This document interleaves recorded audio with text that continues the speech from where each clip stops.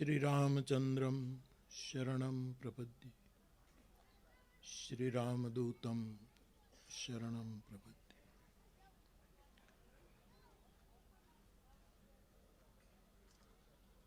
સૌપ્રથમ આયમાં સોનલનું અહીંયા બેસણું છે મંદિરમાં. માની એ કરુણાભરી શક્તિને મારા પ્રણામ. અને માની સાથે રહીને આખા સમાજને જેણે માની ઓળખાણ આપી છે અને કોઈ ક્ષેત્રને સ્પર્શું ન હોય એવું કામ જેમણે કર્યું છે, એવી એક બહુ જ મોટી ચેતના ભગત બાપુની ચેતનાને સાધુ તરીકે પ્રણામ કરીને ફરી એક વખત આપણે બધા અહીંયા કાગને ફળીએ ભેગા થયા છીએ. આપણા સૌનું સદભાગ્ય છે. અમારે આદરણીય બળુભાઈ બળવંતભાઈ એક વર્ષ દરમિયાન આ બધું એમની આખી કમિટી કેવલ હેતથી અહેતુ ભાવથી આ બધું કરે છે. એમની સેવાને નમન કરું. એ પોતે દર વખતે પોતાનો સ્વાધ્યાય રજૂ કરે છે. ભગત બાપુના જુદી જુદી એંગલથી દર્શન કરીને. બે વિશિષ્ટ મહાનુભાવો દરેક વર્ષે કાગબાપુના પ્રત્યે એમની આંખોએ શું જોયું કાગબાપુને એવું દર્શન કરાવે છે. એમાં આ વખતે ભાઈ સાંઈરામ એમનો સ્વાધ્યાય, એમણે જે તપ કર્યું આના માટે, એની તપસ્યાને સ્વાધ્યાયને મારા નમન બા. અને મહેશભાઈ ગઢવી એમણે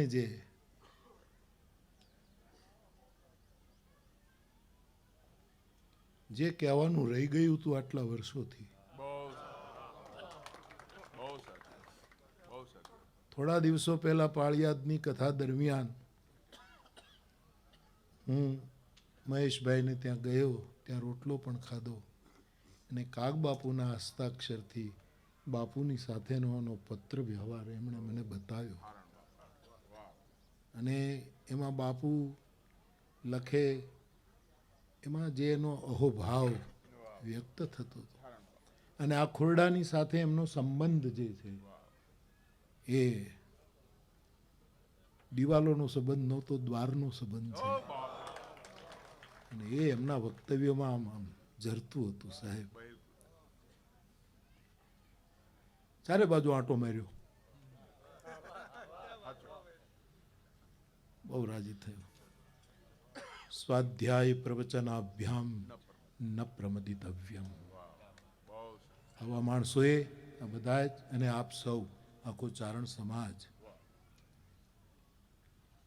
એમણે કોઈ દિવસ સ્વાધ્યાય અને પ્રવચનમાં પ્રમાદ ન કરવો જોઈએ. એ તો ઉપનિષદોએ કહ્યું, પણ મોરારી બાપુ તરફ પણ આપને આટલો આદર છે ત્યારે હવે 21મી સદીમાં વધારે સ્વાધ્યાય અને વધારે પ્રવચન કરવા જોઈએ. વધારે સ્વાધ્યાય થવો જોઈએ. જેમ સાંઈએ કહ્યું કે આને જુદી જુદી રીતે મુકાય. અને પેલી પૃથ્વી ઉપર, હા, એ દીકરી આપણી, એના લગ્નમાં પણ ગવાય એવું ત્યાં સુધી નહીં, પણ એના લગ્નમાં આ ગીત ગવાય એવું આ ફળીએ સત્યને જ હુજે. એને હું આવકારું છું. મને હજી સુધી આટલા વર્ષોથી આ બધું પ્રારંભ થયો ત્યારથી હું છું, મને ઘણું સમજાણું છે, પણ એક વસ્તુ નથી સમજાણી કે મારે 2 વખત શું કામ બોલવાનું.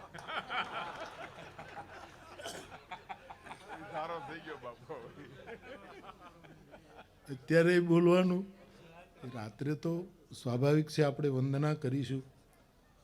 હું અત્યારથી જ પગે લાગી લઉં. રાજસ્થાનથી પધારેલા આપણા વયોવૃદ્ધ સાહિત્યકાર શેખાવત બાપા, આપને મારા પ્રણામ. શ્યામ વિના વ્રજ સૂનું લાગે, મારું પણ અત્યંત પ્રિય પદ છે. અને આ પદે તલગાજરડાને રોવડાયું ન હોય એવું ક્યારેય બન્યું નથી સાહેબ. એવું આ પદ, અને પહેલી વાર એ પદની રચના મેં કચ્છમાં સાંભળેલી અને પછી નારાયણ બાપુ પાસે સાંભળેલી. એ દિવંગત થાર્યા બાપા, એમની પણ આપણે વંદના કરવાના અને એમના પ્રતિનિધિ તરીકે. બહુ સારું લાગે. બહુ ઊંડો માણસ છે આ માણેક. માંડ માંડ બોલાવીએ ત્યારે બોલે, મૂડમાં હોય ત્યારે બોલે. મને તો બીક હતી કે આવશે કે કેમ. આવતો હવે મેં પૂછ્યું, માણેકભાઈ આવ્યો છે. એ બાપાને આપણે પગે લાગવાના છીએ. એ આપણા માટે આનંદનો વિષય છે. આ ખોરડું જેને હજી સુધી ગુરુદ્વાર માને છે એવા અખેગઢને, અને એ અખેગઢમાં હમણાં જ અમારે ચર્ચા થતી હતી. બાપુ પાસે મેં વડમાં કર્ણ વિશે એક રણંકી છંદ, એમણે રણંકી જ હતો ને બાપુ, રણંકી છંદ કર્ણ વિશેનો એમણે ગાયો. એટલે સાંભળે ને એમ જ લાગે કદાચ 100 વર્ષ જૂનો છંદ છે. એવું અખેગઢ લખી શકે છે, એનું એક સાધુ તરીકે મને આનંદ છે. અને એવા અખેગઢી પરંપરાને, એવી હરિવલ્લભી પરંપરાને પણ આ વખતે આપણે બધા પગે લાગવાના છીએ, જય સિયારામ કરવાના છીએ. એનો પણ મને આનંદ છે. અને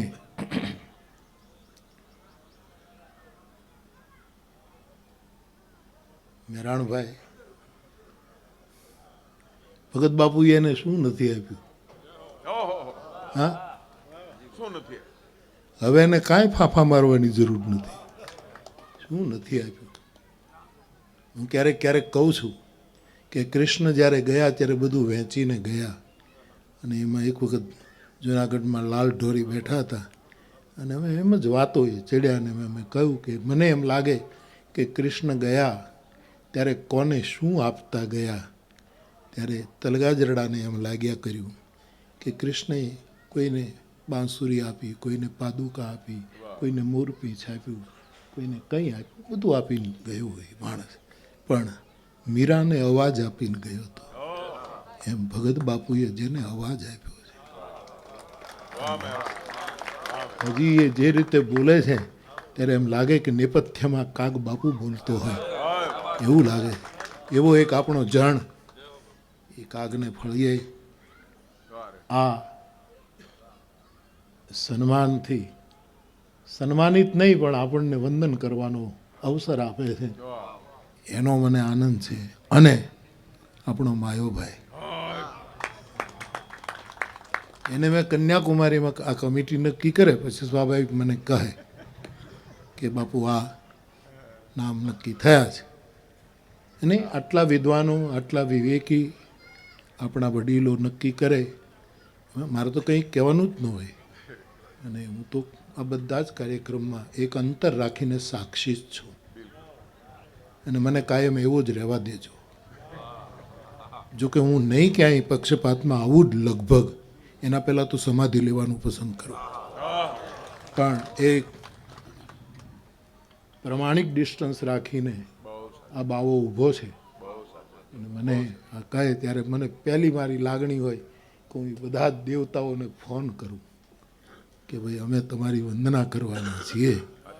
એમાં માયોભાઈ તો ત્યાં મારી બાજુમાં જ બેઠો હતો, અને માયાભાઈને કીધું કે ભાઈ હું બહુ રાજી થાઉં છું કે આ વખતના એવોર્ડમાં આપનું પણ એની રીતે વંદન કરીને કે મને આજે જ મળી ગયો બાપુ.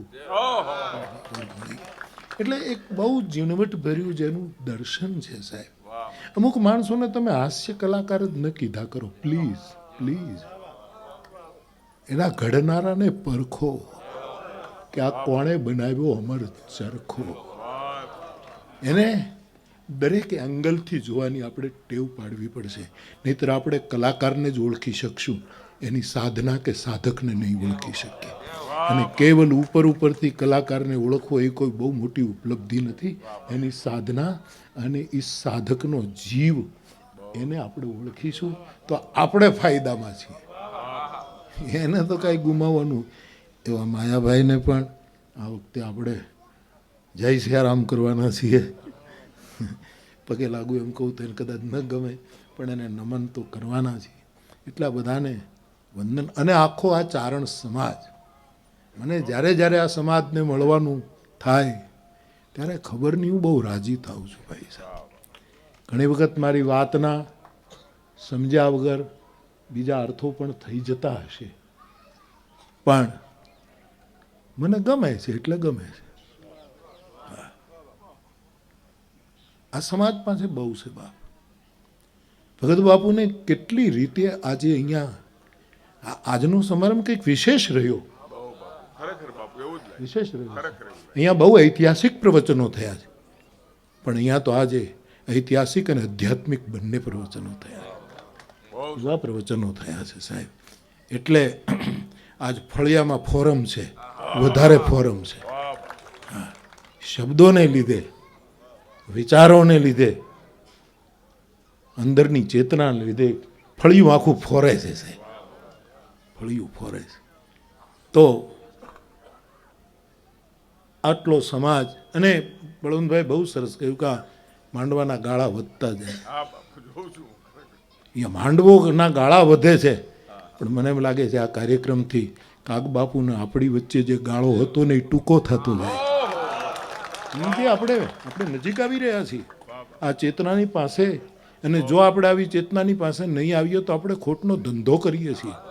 તમે કરોડો રૂપિયો કમાવો એ કોઈ બહુ મોટી વાત નથી, તમને ગમે તેવી પદવી પ્રાપ્તિ થાય કોઈ બહુ મોટી વાત નથી, પણ આપણા સમયની કોઈ ચેતનાને જો તમે ઓળખી ન શકો તો બહુ મોટું ગુમાવવાનો ધંધો કરીએ છીએ.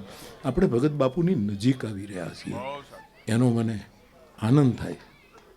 આમ તો મજાદર કાગધામ મજાદર છે જ, અહીંયા નીકળે એનું બધાનું આમ પીપાઓ તરફ જાય તો પીપાઓ તરફ આપણું ધ્યાન જાય કે આપણું કેટલું મોટું ધર્મસ્થાન છે. એમ આ બાજુ નીકળીએ એટલે આ તીર્થ તરફ મારું તો જાય જ છે, પણ વધારે ધ્યાન જાય એટલે આ રામભાઈ ક્યાં ગયો બાબુ, આ મૂંગો માણસ જે છે આની કાંઈ હુચકો જ મને પડતો નથી હજી સુધી, કે મેં કંઈ બોલે જ નહીં, એનું શું કરવું યાર. પણ મારે એની પરવાનગી લેવી છે કે અહીંયા વધારે લોકોનું ધ્યાન જાય એટલા માટે હનુમાનજીની પ્રસાદી રૂપે આ જ્યાંથી આ કેળો પડે ને ત્યાં મારે કાગ દ્વાર કરાવવું છે, કે ત્યાં ગેટ કરાવવું છે, કે અહીંથી નીકળેલો માણસ એને ખબર પડે કે અહીંયા કાગ દ્વાર છે, અને એને ઈચ્છા થાય કે આ દ્વારમાં જવા જેવું છે, આ દ્વારમાં પ્રવેશ.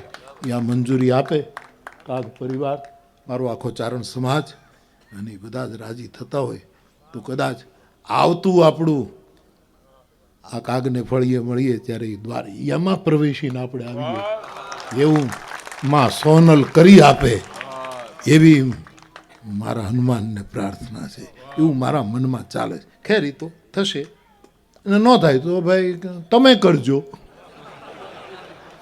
અમે તો તાંબડી લઈને આવનારા માણસો છીએ સાહેબ, પણ માતાજી કરાવે એવું મારા મનનો મનોરથ છે.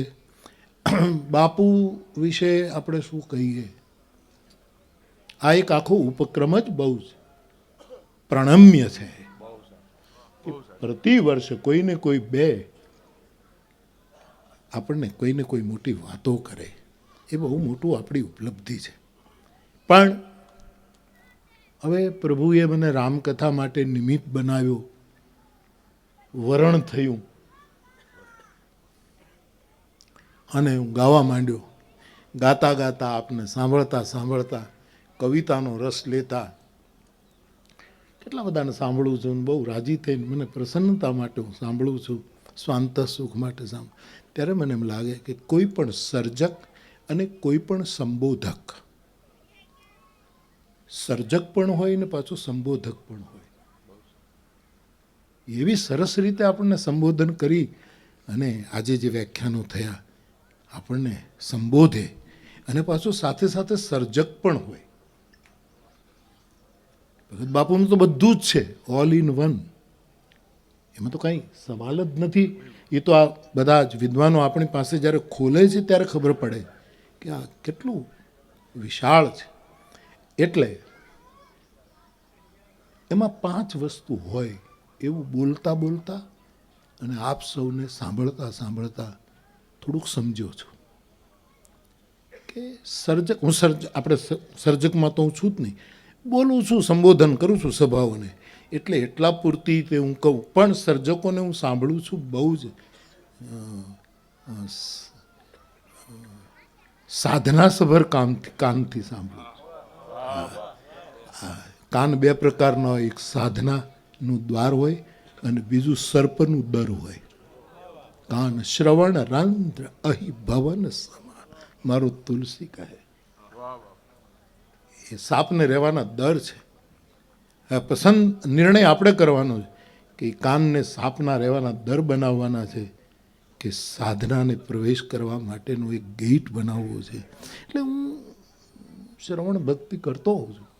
આ બધું કર્યા પછી મને એમ લાગે, અને જ્યારે ભગત બાપુને આ રીતે નિહાળીએ છીએ ત્યારે 5 વસ્તુ હોય, સર્જકમાં હોય જ. એવા સર્જકો પ્રભુની કૃપાથી આપણને પ્રાપ્ત.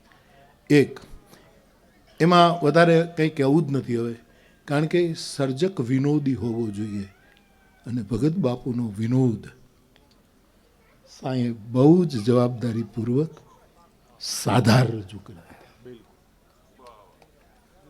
અમુક વસ્તુ તો ભગત બાપુ વિનોદ કેવો કરતા લખાયું ન હોય, કારણ કે બધા વિનોદ લખાઈ ન શકાય. અને બહુ સારું નિવેદન સાંઈ કે 52 ફૂલડાના બાગમાં જે સૂત્રો છે એ દુહા થવા જોઈએ પણ ન થયા. બહુ સારું નિવેદન છે. ભગત બાપુનો વિનોદ અને સર્જક વિનોદી હોવો જ જોઈએ, એવી મારી માંગ છે. કોઈ પૂરી કરે કે ન કરે, સર્જક વિનોદી હોવો જોઈએ. આ બધા સાહિત્યકારોને કે હાસ્ય કલાકાર છે, નામ છે, નામ છે, નામ છે. સર્જક અથવા તો સંબોધકનું પહેલું લક્ષણ છે એ વિનોદી હોવો જોઈએ. એ આ ખીખી કરાવનારા માણસો નથી. આ એ ખોટા લેબલો લાગી જાય, અને જુદી પ્રકારનું લેવલ હોય ને એને ખોટા લેબલ લાગે ત્યારે જાણકારને બહુ પીડા થતી હોય છે. વિનોદી હોવો જોઈએ. મારો યાજ્ઞવલ્ક કેટલો વિનોદી છે, મારો મહાદેવ કેટલો વિનોદી છે. મહાદેવના બધા જ રસોમાં ક્યારેક ક્યારેક તમે એનો હાસ્ય રસ અને એનો વિભત્સ રસ પણ માણસમાંથી ઉઠાવો તો અનુભવ થાય કે એ માણસ કેટલો વિનોદી છે. ભગત બાપુ, અમે ભીખુદાનભાઈ નોઈ ત્યારે ઘણી વખત જેઠસુર દેવની સાથેના એના વિનોદની વાતો ભગત બાપુ કરતા, ત્યારે આપણને ખબર પડે કે કેટલો ઊંચો વિનોદ છે. એમના સમકાલીનોની સાથે ટ્રેનમાં મુસાફરી કરતા હોય જ્યારે એની જે બેઠકોની વાતો હોય ત્યારે એક વિનોદ એ સર્જકનું અને સંબોધકનું લક્ષણ રહેવું જોઈએ. બીજું, સર્જક અને સંબોધક પાસે વિચાર હોવો જોઈએ. આ ભગત બાપુ વિચાર લઈને આવ્યો છે. આ માણસ આ દંતકથા લઈને નથી આવ્યો. રૂપકો, કલ્પનો અને પછી કાવ્ય જગતના ભટ્ટને આપણે મમ્મટને પણ યાદ કરીએ. કેટલાને તમે યાદ કર્યા, ક્યાંથી ગોતી આવ્યા તમે, સારે બાજુથી બધા દેવને ધૂણાવ્યા. ભગત બાપુ પાસે વિચાર છે સાહેબ. સર્જક પાસે વિચાર હોવો જોઈએ. હું તો ત્યાં સુધી કહું, હા જરૂર, હમણાં આપે કહ્યું કે આચાર, વિચાર, ઉચ્ચાર ત્રણેય ભગત બાપુ, એમાં તો કોઈ સવાલ જ નથી ભગત બાપુ. પણ કદાચ હું તો એમ પણ માનું કે કદાચ સર્જકની પાસે આચાર ન હોય તોય એ મારે તમારે જોવાનું નથી, એના વિચારને પકડો. તમે બહુ ખોટા સ્ટેશને આપણે રોકાઈ ગયા છીએ, જ્યાં રોકાવાની જરૂર નથી. એ આચાર છે કે નહીં એ જાણે ને એનું પ્રારબ્ધ જાણે, એનું ભાવિ જાણે. ઉપરવાળો જે એની ગતિ કરે એ ઉપરવાળો બે જ. તું તો વિચાર લઈ લે યાર. તમે આપણે બહુ ખોટા ધંધા કર્યા. જ્યાં ઉતરવાનું નહોતું ત્યાં ઉતરી ગયા છીએ સ્ટેશન. જ્યાં આપણું સ્ટેશન નહોતું, આપણું સ્ટેશન. કવિવર ટાગોરને બહુ યાદ કર્યા અહીંયા, અને સાંઈ બંગાળીના એના ઉચ્ચારણોમાં કવિને પેશ કર્યો. હું રાજી થયો બાપ. કવિર ટાગોર જતા હતા ટ્રેનમાં, અને બારીમાંથી બધું જોયા જ કરે, જોયા જ કરે, જોયા જ કરે. અને એમાં એનું જે સ્ટેશન જ્યાં જતા હતા એ સ્ટેશન જતું રહ્યું, દૂર નીકળી ગયા. પછી એનું થયું કે આ હું ક્યાં જતો રહ્યો. પૂછ્યું કોઈને કે આ સ્ટેશન જતું રહ્યું. ત્યારે એણે લખ્યું છે કે બારી ઉઘાડી રાખવી, પણ બધું આડાવડું જોયા કરીએ તો આપણા સ્ટેશનો જતા રહે છે, એનું બહુ ધ્યાન રાખવું. ઉઘાડી રાખજે બારી, એ બહુ સારી વસ્તુ છે, પણ બધું જોવામાં જઈએ ક્યાંક આપણા સ્ટેશન. આપણે ખોટા આચાર ન હોય તો કંઈ નહીં. શું ઘાયલને યાદ કર્યા સાંઈ. ઘાયલનું સન્માન નરસિંહ મહેતાના એવોર્ડથી કર્યું. એટલે વિનુભાઈ મને કહે કે હોટેલમાં અમે ઘાયલને લેવા ગયા, એટલે કીધું મોરારી, એને ખબર જ હતી, પીધું ન વિચાર, એને ખબર જ હતી કે મોરારી બાપુ કોણ છે. He knows. બધા અંગ્રેજી શીખે તો મારો શું ગુનો છે યાર? 3 વખત નાપાસ થયા એ કોઈ ગુનો છે? પણ મેટ્રિક સુધી પહોંચ્યા તો છીએ ને યાર. અને સુરેશ દલાલ કહેતા કે 1-2 શબ્દો આવડતા હોય તો પ્રવચનમાં ફેંકવા. શ્રોતાને એમ થાય બહુ શ્રુત માણસ છે, બહુ વિદ્વાન માણસ લાગે છે, ઘા કરી લેવો મોકે. ભગત બાપુ જો નંબર અને વેરી સોરી કરી નાખતા હોય, અને ભગત બાપુના મોઢેથી મેં સાંભળ્યું go to hair. Bhagat Bapu Sharad પૂનમનો JP Parikh હાઈસ્કૂલમાં પ્રતિ વર્ષ યોજાતો પ્રસંગ, એમાં ભગત બાપુ હોય અને મેરુભા હોય. અને મેં મારે કાને એ બેસ્ટ પ્રોગ્રામો એટેન્ડ કર્યા છે. હું નાનો હતો, ભણતો હતો 7મા ધોરણમાં, એ જ હાઈસ્કૂલમાં, 8મા ધોરણમાં, ત્યારે એ પ્રોગ્રામો. અને એમાં તે દિવસે આજ આવો આવો એકલ ધાર, સાગરના જાયા ક્યારે આવશો, મહાજળના મોભી તમે ક્યારે આવશો.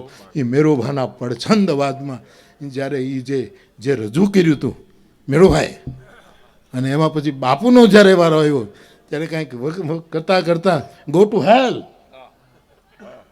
ત્યારે મને હેલ બેલની ખબર નહોતી, અને હેલની ખબર ન એ બહુ સારું, હેવનની ખબર ન એ બહુ સારું. આ હેલને હેવનમાં તૂટી ગયા આપણે. આનાથી અજાણ રહેવાય એટલું સુખ છે સાહેબ. તો બાપુ જો ઘા કરતા હોય તો હું એ બાપુ છું.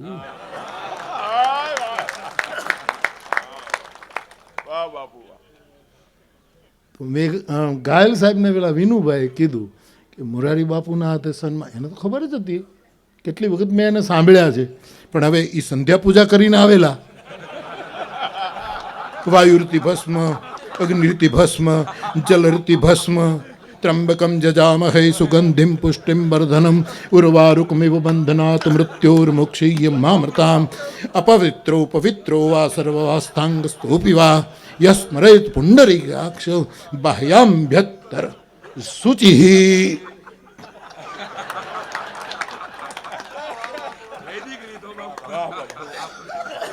વેદમાં સોમરસ તો છે જ. તે એને પકડીને લાવ્યા. એટલે એના પહેલાં ઓલા વિનુભાઈ કીધું કે ઘાયલ સાહેબ મોરારી બાપુના હાથે. મોરારી બાપુ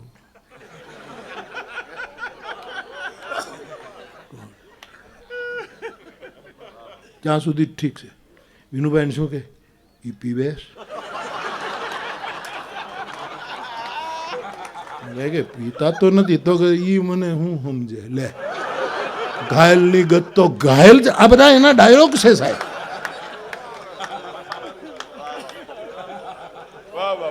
અને મને કહ્યું કોઈએ કે નરસિંહ મહેતાનો આવો પવિત્ર, અરે કેવો નાગર યાર, હા હા હા, કેવો વૈષ્ણવ.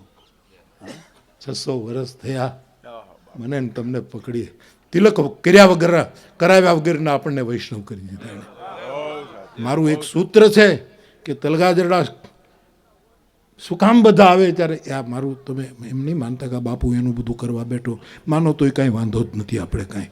પણ હું એટલું જ કહું કે મારી સાથે બધાને ગમે છે એનું એક જ કારણ છે કે હું વટલાવ્યા વગર વાલ કરું છું.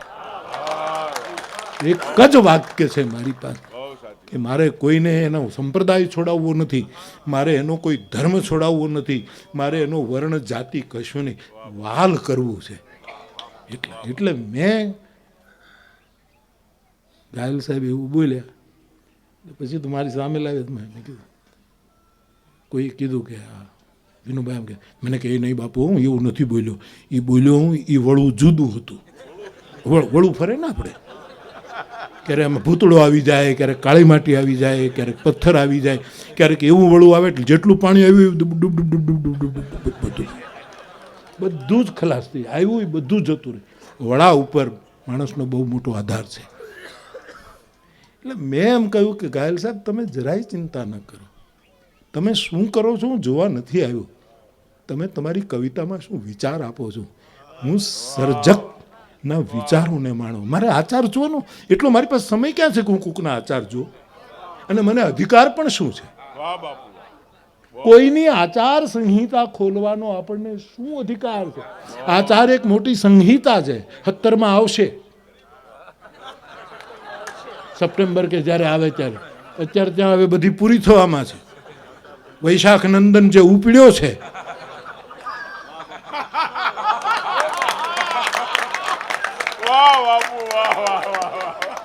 મેં મારી વ્યાસપીઠ ઉપરથી તો મારી બહુ જ વિવેકપૂર્ણ સાધુતાથી હું બોલતો બધી જગ્યાએ એમ જ, પણ છતાંય હું રહી ન શક્યો એટલે મેં બોલ્યો છું કે આ બધા મોટા માણસો કેવા ફની નિવેદન કરે છે. એક ગધેડાને કેન્દ્રમાં રાખીને શું ઉતરી પડ્યા છો તમે, શું બધા બોલી રહ્યા. અને સાંઈ મારે એ કવિતા નથી કહેવી, પણ એક હિન્દી કવિની વૈશાખ નંદન ઉપર કવિતા છે.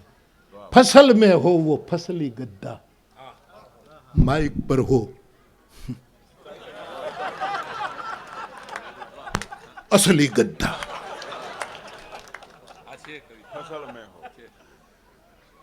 એને જે ગદ્દાની આ તો સર્જક તો આર્ષદ્રષ્ટા હોય, કેટલું પહેલા કહી ગયું.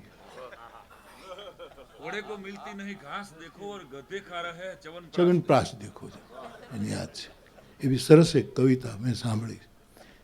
જે વૈશાખ નંદનને જે વચ્ચે રાખીને અક્ષય તૃતીયા ઉજવે છે એ લોકો. ખેર નો બોલ ફેંકાઈ જાય, કાયમી ક્રિકેટર હોય ને બોલર હોય તો એ નો બોલ ફેંકાઈ જતો હોય છે, થઈ જતો. ખેર છોડો. તો આચાર જોઈને, આચાર જોવાની જેટલી, આચાર જોવા માટે જેટલી ઉર્જા ખર્ચાય છે એના કરતાં વિચારને સમજવામાં 50% ઉર્જા જાય તો માણસ સાધક થઈ જાય. વીજપડીના રેલવે સ્ટેશનથી તમે સાવરકુંડલાની કે ઢસાની ટિકિટ લો ટ્રેનની, તો હું તમે એ સ્ટેશન માસ્તરને પૂછતા નથી કે તમે ક્યારેય ઢસા ગયા છો. બેઠેલો અને ચાલુ મંચ ઉપર પીતા હતા. ફાજલી સાહેબને અંજલિ આપું, મારા તો બહુ સ્નેહી રહ્યા નિદા ફાજલી સાહેબ. એટલે મારી પાસે એક વૈષ્ણવ બેઠા હતા, એ કંઈક બાપુ તમે આમાં બેસો, આ પીતા જાય છે. મેં કીધું એ તને એ દેખાય છે, હું તો એની ગઝલ સાંભળવા આવ્યો છું, હું એની બોટલ જોવા નથી આવ્યો. પણ તને આ બોટલની ઓળખાણ લાગે છે, એ મેં નથી કીધું, પણ મારા મનમાં કે તને બોટલની ઓળખાણ હોય. મને બોટલની ઓળખાણ નથી એટલે હું નથી જતો, મને એની ગઝલની ઓળખાણ છે. હું બોટલની ઓળખાણ લેવા ક્યાં આવ્યો છું. સાહેબ, સર્જકમાં વિનોદ હોવો જોઈએ અને સર્જક પાસે વિચાર હોવો જોઈએ. ભગત બાપુના વિચાર માટે કેટલું હું પણ ફરી ફરીને એક વિચાર ઉપર જાઉં છું અને ફરી અનેક વખત બોલ્યો છું અને હજી બોલું છું સાહેબ કે મને નોબેલ પ્રાઇઝની કમિટીમાં રાખો. હું કોઈ કમિટીમાં રહેવાનું નથી, એ પાકું કહી દઉં. પણ કોઈક દબાણ કરીને મને રાખે અને કહે એક જ વ્યક્તિનો નિર્ણય કામ આવશે, તો આ એક વિચાર ઉપર હું ભગત બાપુને નોબેલ પ્રાઇઝ આપું. અને તે વિચાર છે જડપેલું અમી તને અમર કરશે પણ અભય નહીં આપી શકશે. અમૃત તને અમર કરી શકશે પણ તને નિર્ભય. શું આ માણસનો વિચાર છે. અને સાહેબ, અભય બે જ હોય છે, એક આત્મઘાતી અને એક આત્મજાતી. જેણે આત્માની જાતને ઓળખી લીધી હોય એ અભય હોય છે. અને એક આત્મઘાતી, એને કોઈની બીક હોતી જ નથી. બોમ્બ લગડી એને કોની બીક હોય? એને મરવું જ છે. આત્મઘાતીને અભય હોય અને આત્મજાતિ એક. બાપુ કહે અમૃત પી લો આંચકીને, અમર થઈ જશો. આ ગજબનો વૈશ્વિક વિચાર છે. હા, કૈલાસી વિચાર છે. એટલે કૈલાસી મીન્સ હાઇટનો વિચાર છે. કરત નાશ કૈલાસ, એ જ્યાં એને એને એને જે સ્મર્યો છે. આની ઈષ્ટ ભક્તિ તો જુઓ, તમે કહી ન શકો કે ભગત બાપુની ભક્તિ ક્યાં હતી. એ દેવી ભગત છે કે મહાદેવનો ભગત છે કે રામનો ભગત છે કે કૃષ્ણનો ભગત, ગમે ત્યારે એને જેની લગ્ની લાગી એને એને ગાયો. જન્મ્યો જગતમાં જ્યારથી હું, કાગ હું જ્યારથી ત્યારથી કૃષ્ણ નહીં. તાર લાગ્યો ત્યારે એમ લાગે કે આ માણસ કૃષ્ણમય છે. અને રામાયણ ઉપાડે લોક રામાયણ ત્યારે એમ લાગે કે આ તો રામનો ઉપાસક લાગે. આને સોનલમાં આ ભગત કપાળી ગાતો હોય ત્યારે એમ લાગે કે આના જેવો કોઈ દેવી પૂજક નથી. આ ક્યાં છે? બાપ, વિચાર એ સર્જક અને સંબોધકનું બહુ જ અત્યંત આવશ્યક લક્ષણ છે. પણ આપણે આચાર બાચારમાં ન જોઈએ. હોય એના લાભમાં છે, ન હોય તો આપણે શું લેવા દેવા? આપણે વિચાર પકડીએ. વિનોદ હોય, વિચાર હોય, પણ બોલવાનો સભાને અનુરૂપ વિવેક હોય. દેશ કાળ પ્રમાણે કવિતા હોય. આવો જેને ભરપૂર અનુભવ હોય, આવો વિવેકપૂર્ણ જેનો અનુભવ હોય. અનુભવ વગર અભ્યાસથી, ભગત બાપુ કહે અનુભવ વગર તમારા અભ્યાસથી ઘરના ડાપણ જો ડોળશો તો વાણિયાએ જે વાળ તાર્યું છે એ પાછું તમે ડૂબાડશો. અભ્યાસ વગર તમે, અનુભવ વગર જો અભ્યાસની વાતું અને પોતાની જાતનું ડામણ. હરિપુરા ઓલી વખતે જ્યારે કોંગ્રેસ અધિવેશનમાં કહ્યું કે બાપુ આ વાણિયાએ જે હિન્દુસ્તાનની નૌકા તારી છે ને એમાં અનુભવ કર્યા વગર ખોટા એકેડેમિક વાતો કરી અને અભ્યાસ અમે કર્યો છે, અભ્યાસ કર્યો, એમ તમારું ઘરનું ડાપણ ડોળશો તો વાણિયાએ જે આ વાણ તાર્યું છે એને પાછું તમે ડૂબાડી દેશો. માટે સાવધાન રહેજો. આ માણસ કેટલો વિવેકપૂર્ણ વાત મૂકી શકે છે. દેશકાળ પ્રમાણે સમાજ. ભગત બાપુને મેં એ વખત મારા બચપણમાં મેં એને બહુ જ વિવિધ સભાઓમાં સાંભળ્યા છે. ધોબીની વાડી અમારા મહુવામાં યોગીજી મહારાજ પધારેલા, સ્વામિનારાયણ સંપ્રદાયના મહાપુરુષ યોગીજી મહારાજ. અને બાપુએ તો યોગી માળા લખ્યું આખું. અને ત્યારે ભગત બાપુને મેં નજીકથી સાંભળ્યા. અને એ પછી યોગીજી મહારાજની સામે બોલતા હોય, એ સત્સંગીઓ બેઠા હોય ત્યારે ભગત બાપુ એ સભાને જોઈ લે. અને એ રીતે સાહિત્યિક મેળો હોય ત્યારે ભગત બાપુ બોલતા હોય, ગામડાની અંદર બેસીને બોલતા હોય, એને ભાદરોડમાં હું પણ બોલું, ભગત બાપુ પણ બોલે, એવું સદભાગ્ય મળેલું એક મંચ ઉપર. ત્યારે ભગત બાપુ કંઈક જુદા હોય. અને એ જ ભગત બાપુ અમારા કથીવદરનો વૈષ્ણવ સાધુ મંડપ કરતો હોય અને ભગત બાપુ ખુરશી ઉપર પગ ચડાવીને બેઠા હોય વૈષ્ણવ રૂપમાં. અને એ ભગત બાપુ પાછા અમારા વૈષ્ણવ સાધુ માટે બોલતા હોય ત્યારે ભગત બાપુ કંઈક જુદા. અને એ જ ભગત બાપુ રાજુલાના તત્વ જ્યોતિમાં હરગોવિંદ બાપા શાસ્ત્રી અને જ્યારે સ્વાધ્યાયનું પ્રતિવર્ષ શિબિર થતી ત્યારે સ્વાધ્યાય રટવા નહીં પણ જમવાનું બહુ સારું મળતું એટલે હું જતો. આ બહુ જે છે એ બધું કહી દઉં. હું સ્વાધ્યાય નથી એટલે સ્વાધ્યાય નથી બહુ સારું છે એમ હું કહેવા નથી માનતો, પણ હવે નથી તો નથી. જે એક પરંપરામાં હું કોઈ પરંપરામાં ફિટ થતો નથી. યસ, મારી ધારા છે. પણ અમે જતા અને દાદાને સાંભળવાનો બહુ આનંદ આવતો. દાદો પંડુરંગ દાદા બોલતા એની એક લહેર હતી છે. અને એમાં દુર્લભજી શેઠ રાજુલાના દુર્લભ બાપા અમરીશ બેઠો છે એની જ વાડીમાં એ બધું. અને પાંડુરંગ શાસ્ત્રી દાદાની સામે પાછા ભગત બાપુ બોલતા હોય ત્યારે ભગત બાપુ કંઈક જુદો હોય સાહેબ. ત્યારે એમ લાગે કે આ કોઈ તપોવનમાંથી ઋષિ આવ્યો છે, બ્રહ્મર્ષિ આવ્યો છે સાહેબ. આવું બોલે એટલે કે દેશ કાળ શ્રોતા આજુબાજુનો પરિસર સમાજમાં ચાલતી, આખા દુનિયામાં ચાલતી ગતિવિધિઓને નજરમાં રાખી અને વિવેકપૂર્ણ સંબોધન અને વિવેકપૂર્ણ સર્જન, આ એનું ત્રીજું લક્ષણ છે. અને ચોથું, આ બધું હોય તો પણ કોઈ પરમ તત્વ ઉપર જો વિશ્વાસ ન હોય તો સર્જક અને સંબોધક બે અધૂરા. ભરોસે રહેવાય, એમાં પંડના ડાપણ ન ડોળાય ભાઈ, એને ભરોસે રહેવાય. શ્રદ્ધા કેમ? શંકરાચાર્યની સાથે પ્રશ્નોત્તરી થાય સંસ્કૃતમાં કે શ્રદ્ધા કેમ? ગુરુ વેદાંત વાક્યાદિષુ વિશ્વાસ શ્રદ્ધા. તારા ગુરુ અને વેદાંતના અદ્વૈતી વાક્યો ઉપર તને વિશ્વાસ થાય, એનું નામ શ્રદ્ધા છે. શ્રદ્ધા કેમ? ત્યારે એ વિશ્વાસ, એ શ્રદ્ધા, વિશ્વાસ, ભરોસે રહેવાય એમાં. જેમ ગુરુજી ગાય રે. અને મને બહુ બાપુની પંક્તિ કે વૈદ ઘરના વાટેલા એ ઓહડ નહીં ઓળખાય, એને ભરોસે રહેવાય, એને ભરોસે રહેવાય, એને ભરોસે. વિશ્વાસ તત્વ સર્જક અને સંબોધક માટે બહુ જ જરૂરી છે. પણ આ બધા જ હોય છતાંય બાદી બિરતી બિન બ્રહ્મ વિચારો, મારો તુલસી કહે, જો વૈરાગ ન હોય, અકિંચનતા ન હોય, અયાચકતા ન હોય તો બ્રહ્મ વિચાર એટલા મને તમને અડતા નથી. ભગત બાપાનું અયાચક પણ અહીંયા વર્ણવાયું. મહેશભાઈ કીધું કે અયાચક પણ કેવો અયાચક માણસ આ માણસ, હા, કે ન ગયા ન ગયા ન ગયા, શું કામ જાઉં, એ અભિમાન નહોતું. અંતઃકરણની અયાચકતા એ અભિમાન નથી, એ ક્યારેક ક્યારેક વ્યવસ્થામાં આવેલી સ્વભાવગત વ્યવસ્થા છે. બાકી તો બહુ જ કઠિન વ્યાખ્યા તો વૈરાગ ઉપર હું એક કથા કરી નાખું સાહેબ, લો ને 9 દિવસ વૈરાગ ઉપર બોલી શકાય, પણ બાદી બિરતી બિનું બ્રહ્મ વિચાર.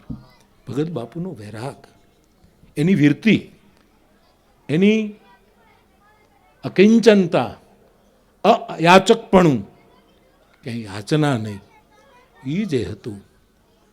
આવા 5 લક્ષણ સર્જક સંબોધક, ક્યાંક એક હોય, ક્યાંક 2 હોય, ક્યાંક પેલું, પણ આ 5 વિચાર દેવને લઈને બેઠેલો આ પંચદેવ આપણે ત્યાં આ ફળિયામાં. હજી ગઈકાલે અમારે એક ભંડારો હતો, તો મને લક્ષ્મણ બાપા કહે કે બાપુ આ બધા એમ કહે છે કે ગણેશ સ્થાપના કરો, ભજન શરૂ કરી ગણેશ સ્થાપો, વળી કોઈ કહે કે ગણેશ માંડો. તે મને કે આમાં સાચું શું? ગણેશને થપાય, ગણેશને મંડાય? મેં કીધું એ તો બોલાય છે એટલે બોલાય છે, હવે આની વ્યાખ્યા શું કામ કરી, શરૂ કરી દઈએ, આમાં ક્યાં જવું? પણ તોય કંઈક નહીં, લક્ષ્મણ બાપુ કે સ્થપાય મંડાય. મેં કીધું મને તો એવું લાગે કે ન ગણેશને સ્થપાય, ન ગણેશને મંડાય, ગણેશને પ્રગટાવાય. આ ભૂમિમાં કાગ બાપુએ ગણેશને સ્થાપ્યો નથી, ગણેશને માંડ્યો નથી, ગણેશ પ્રગટાવ્યો છે. અને એ હજી એ આ ફળીએ ભગત બાપુનો ગણપતિ મૃદંગ વગાડે છે. જો મારીને તમારી પાસે કાન હોય, મારીને તમારી પાસે દિમાગના દરવાજા ખુલ્લા હોય, એવું આ ફળિયું છે. કલ્પતરુને જો સમજાય તો કલ્પતરુને ઈર્ષા થાય એવું આ ફળિયું છે. અને સાંઈ બરાબર બોલ્યું કે 50 ભજન યાદ કરી લો સાહેબ, 1 લાખ મહિને ન મળે તેની પાસે લઈ આવજો, એવું બોલ્યો. ના ના સવાલ જ નથી, અહીંથી બોલે એ કઈ ફરાય. અને કોઈ મને એમ કે સાંઈએ નથી કર્યું તો હું કહું, કોઈને ખબર ન પડે હું આપી દઉં. મારા સાંઈને ખોટું કેમ પડે? એના આગળ સત્ય શબ્દ છે. તો આ ફળીએ, આ કલ્પતરુનું ફળિયું, ભલે આજુબાજુ બાવળ હોય, મારા સમાજને કેવું છે ફૂલ્યું ન હંગરાય. ધ્યાન રાખજો, ધ્યાન રાખજો. અને કમસે કમ સમાજ તો ધ્યાન રાખે.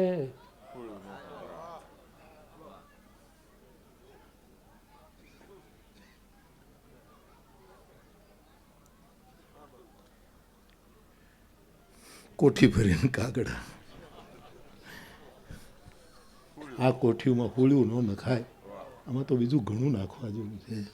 તો બાપ શીળો સારો હોય તો બાવળ નહીં બેહાય, પણ એની હુળું ન હંગરાય.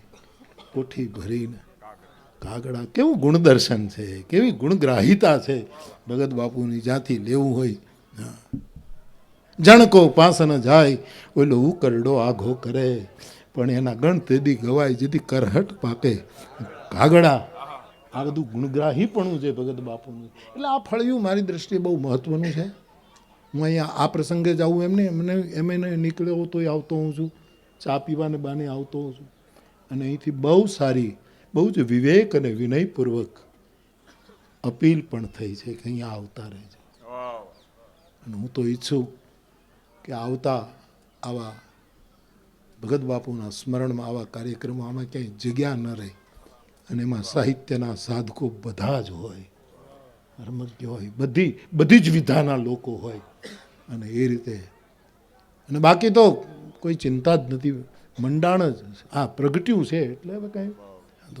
અને એને આપણે એમને પ્રજલ્પિત રાખીએ. છેલ્લે પરવીન સાકીરનો આણે શેર બહુ ફેંક્યા. સાંઈ હું એક ઘા કરતો જાઉં. वो सिर फिरी हवा थी संभलना पड़ा मुझे, वो सर फिरी हवा थी इसलिए संभलना पड़ा मुझे, मैं अचली चराग था इसीलिए जलना पड़ा मुझे.